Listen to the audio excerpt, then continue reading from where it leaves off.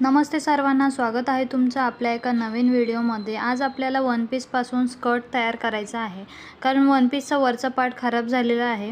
आपण आधी 4 inch gap ठेवून वरच्या टॉपचं कापड ठेवून कटिंग करून घेऊया आणि फिटिंगच्या पूर्ण शिलाई काढायच्या आहेत। घागरा थोडासा लूज असला तरीही चालतो।